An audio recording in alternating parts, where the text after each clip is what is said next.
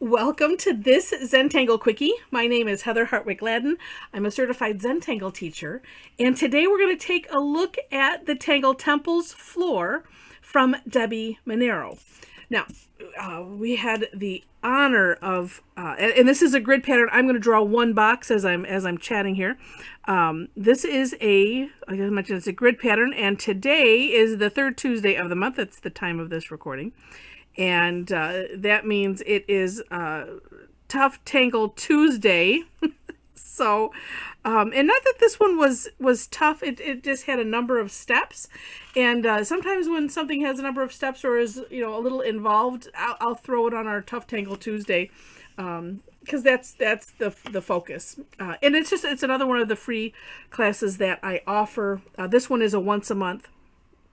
And if you're interested, information on ways to connect with me, most of you, my website's probably the easiest. That's in the description section, along with the step outs for this. Okay, so this is going to be one box of the grid. And then I'll show you my samples from earlier so you can see it. Actually, it'll just be in a 4 square, but you of course, do it in whatever size you want. The first step is we're going to put a diamond. I'm trying to figure out which is the best. I'm going to go ahead and do a diamond. I tried doing if you turn it 45 degrees and then do a square, but for whatever reason, that just ends up being way off center for me. And of course, I'm eyeballing it. All right, so I'm going to put a diamond in the center. Well, that turned out pretty good. All right, that's the first step. And, this one is pretty forgiving when you do it in a larger grid. So just know that. Now, the one thing that I found kind of tricky, and this is why I ended up putting it on our Tough Tangle Tuesday, is kind of the next step.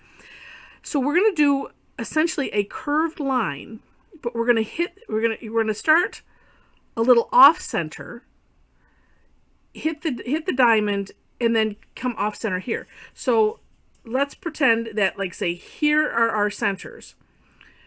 Well, maybe let me just show you. So let's pretend here's the center over here, we'll say. I'm going to start a little bit above where the center would be and curving my line into that diamond and then kind of coming off and then going a little below where the center would be. I hope that makes sense. And here's why. And this might make more sense if I explain the why. So I'm going to do the same thing here. We just turn the tile, same thing.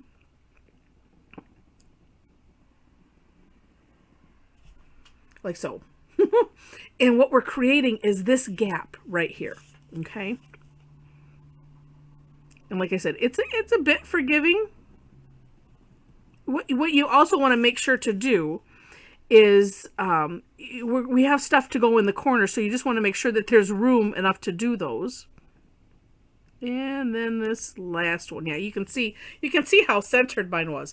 Again, it all ends up just fine in the end. All right, so once you have this, then in these corners, a little ways up, it's gonna look like a capital D, but I'm gonna start a little further up than normal than I had been doing.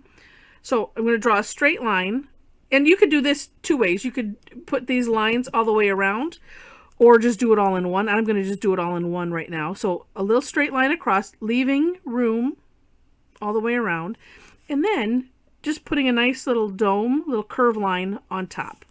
And we're gonna do that and have that dome pointing towards the center. All right, and if you didn't do that, keep going. Just be consistent, and then make sure you subscribe to my blog here. So when I get the replays out, watch the AM one because it happened, and you can see how to course correct out of it. Because that's part of the fun of our live classes is, you never know what will happen between either my mom or myself, and we figure out, well, what else can we do? And, it's just a nice exploration besides the tangle of ideas to work with the tangle and things like that. So we have a lot of fun. Would love to have you join us. All right. So once you have all of those done in the 4 corners, then just going to pick one, and from the actual corner, I'm going to, I don't know how to describe this except for just to do it. So I'm coming out at a little bit of an angle using the hollow bow technique. So I'm going underneath this, and then I'm going into the side. And when this is an up to you type of thing. That's how I did it on my step out. If you look at Debbie, she kind of keeps it a little bit away. And, oh gosh, okay. The light is being really wild. Hold on a second. That's neat. Wow. It's just insisting on being dark, and I don't know why. Okay. Oh, now it's going to brighten up. Gosh, don't you just love automatic everything? Holy moly. And it's like, huh. It's just a little possessed or something. I don't know. All right. And then we're going to do the same thing on the other. So we're doing this, to both corners. Like so. Okay. But a lot of these things are things that you can have fun with. And, put your own spin on. And of course, I know a lot of times for me, it comes out of, well, that didn't quite turn out right. I wish I knew what was triggering this, guys. Sorry. All right. I like to just do these in one take, regardless of what technical issue. Let's see. I'm going to brighten this up again manually. It's like weird. Something is triggering. I should see if it's something. I don't know. Let me move that out of the way. See what happens. Yep, it's just possessed. Okay. All right. So we're going to do these on all four corners.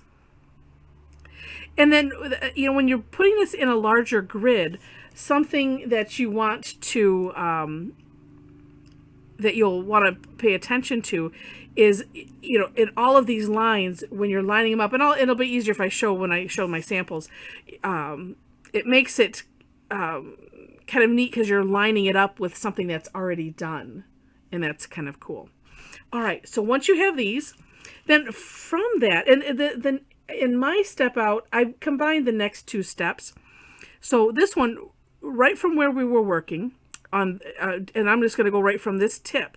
We're going to do another curve line, but have it come down a little bit further on that, what looks like a D shape. And we'll do these on all of them.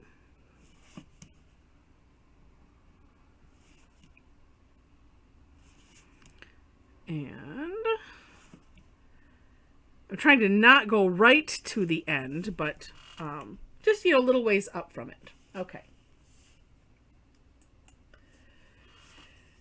Then our last step before we have decorating fun is to, we're going to kind of create a seed shape, but I'm going to, because I kind of liked it this way earlier. So you could do a seed shape, which is a curved line going one direction, curved line going the other direction. I'm going to actually start my, as if, it could be as if this is the bottom.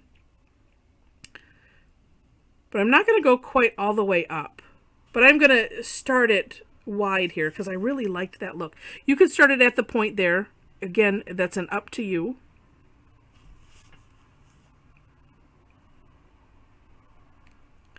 Personally, I'm almost thinking that it works in the forgiving part of this if you use kind of what's here, like so. All right, that is essentially it, and then it's playtime. So here's what I like to do when it's time to decorate. Number one is if there's a place that you're kind of like, I just don't like the way that looks. And if you think you can course correct it by, filling it in, then of course do that. One thing that I liked that that Debbie did on hers was we're just going to do some little lines. And actually, let's see. If I can, kind of come out from the bottom. Oh, I can do more than on the bottom. If you have the bottom as more of a point, it's makes it a little bit easier to do this. This is like hash marks. Yeah. So you're like shading without the graphite, as you're shading like with the pen, and it's kind of neat. Like that. And all right, now let's see if it'll behave a little bit. Let me dim it a little because it's like I have found this just right placed for it to be, so that way it wouldn't so you could see the graphite and things like that. Okay, so we have that. Then, and you know what, actually I'm going to go ahead and fill in this center because I kind of like it filled in. It's neat.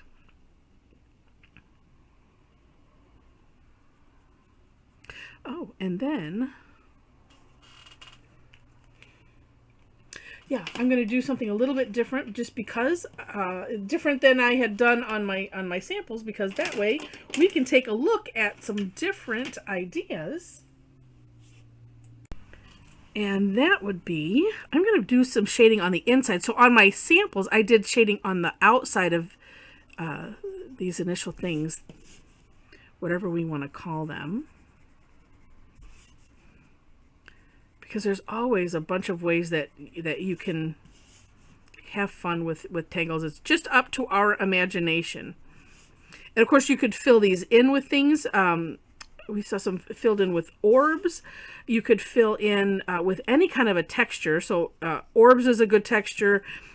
Straight lines going in, any direction that you might want is a texture. There's a tangle called Stir It Up, which is essentially a, well, I have a little blue on here from something else.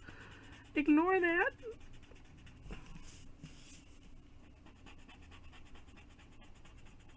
And I'm just bringing the graphite in a little bit. Oh, well, I guess you can kind of see that blue. This is why it's always good to keep many tortillons. This one has this really nice tip, and I need to find some more that are, this is just how this one happens to be shaped. And I need to find some more like it and reserve them for certain colors. Oops. And this would indeed look neat, when it's in a bigger grid. Yeah. And then, you can,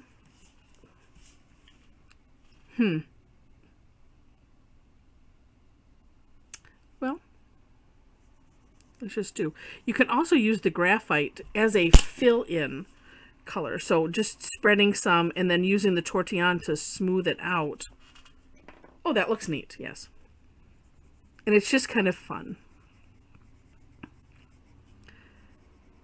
And especially if you say you're not necessarily wanting to use color,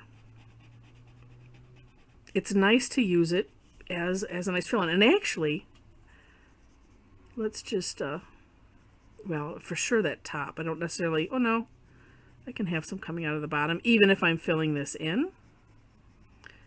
Because sometimes, even though I've done this with the pen, if you put some graphite over it, it just kind of, the pen marks are, that shading is just accentuated by those pen marks. Pen marks and graphite combined. All right. Yeah, and then you can have fun with, how far do you want to bring up that graphite into the center. My personal rule of thumb is to, with things like this, is to have it be in thirds. And sometimes it works and sometimes it doesn't. This is looking pretty good though. And I personally like it to be a bit jagged, just so it looks more natural. Yeah, neat. All right, so let me share with you then. So at our earlier session, I decided to go a little Delft and used, this is a gray tile. So I used blue, 2 shades of blue micron pens. And I used a white jelly roll as well as the white charcoal. And, oh, let's see, this was, what was this? Indigo? Yeah, indigo blue of the General's chalk pencil. Then I thought, well, that was the AM class. So I thought for the PM class, let's do Delft After Dark. That's what I'm going to call it. Oh no, I was going to do Delft in reverse, and then I couldn't I couldn't do it in my head to say it backwards. So that didn't work. But yeah, we'll just call it Delft After Dark. So same idea. And just used a blue jelly roll. Actually, I used 2 shades of blue jelly roll. I have a really light blue, which essentially looks white on here. And then used this same color on here to do the outsides. And so you can kind of see the difference. This you can see it better because it's on a lighter surface. It makes then this part look a little rounded versus doing the shading on the inside. So just so you could see. And then I used the sandstone, or excuse me, sandstone in the same places. Just, I wanted to do similar, but just working on the black because that's kind of fun sometimes. So we had so much fun with this tangle today, and I hope you enjoyed the video. I hope you give it a try. If you liked the video, would love to have a thumbs up. Feel free to share it with your friends. And if you liked it enough to see more, would love to have you be a subscriber to the channel. Of course, subscribing to the channel is free. If you are interested in taking an online class, being a part of doing these live and exploring the tangle and just having a lot of fun with it, would love to have you join us. That information also is on my website. Feel free to connect with me on that. I do classes once a month or once a week, and then occasionally, like this one is a once a month, and then I have a couple others that I actually charge a fee for. It helps keep me in pens and electricity and things so we can continue to do more stuff. And then with that, while I charge a fee for it, and people can, if they want to pay for a class, once or twice or whenever something interests you, I also have a membership club. So that information is on my website. I just want to make mention of it.